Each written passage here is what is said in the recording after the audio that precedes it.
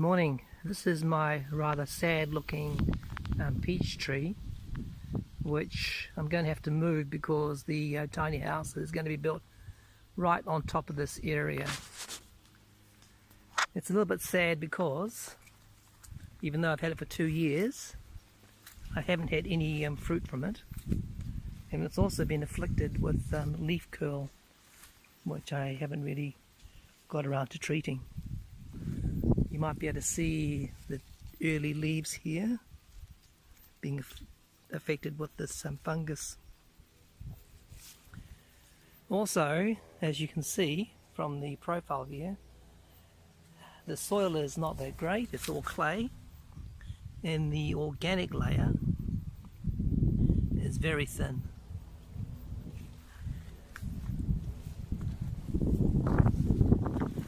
So I'm going to have to dig it up.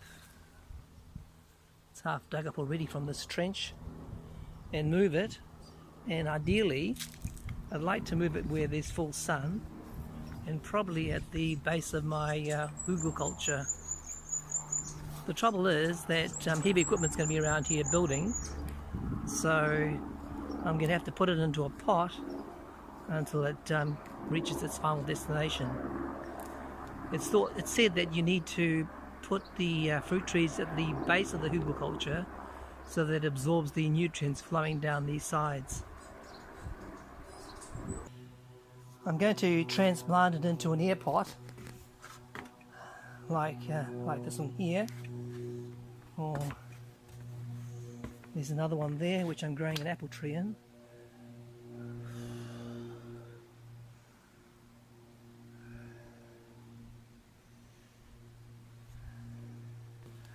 And this base that I've got is 40 centimeters in diameter, so I'll need a length of about 1.3 meters, and this piece I got is about 3.9 meters, so I need to start cutting.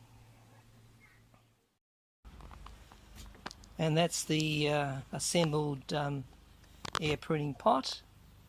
I just hope that I have enough volume here to contain the root ball.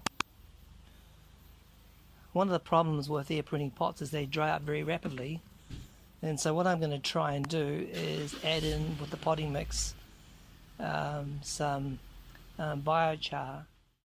Biochar acts as a reservoir for mycorrhizal fungi, and also for water and nutrient, so that in a time of water stress it should be able to provide the roots with some water.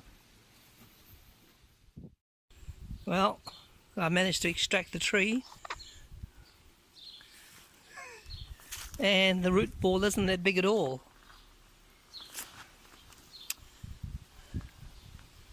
So now to put it in the pot. I've got my pot half filled with some potting mix, and I've got my slurry of biochar and worm tea and compost tea, which I'm going to add to it. And I've finished the repotting. I'm going to leave it in the shade for a few days until it recovers from the transplant shock, and then move it back into the sun again. I have noticed a few problems with this tree though. I don't know if this is the graft point here, but that doesn't look too healthy, and whatever's going on here doesn't look too healthy either.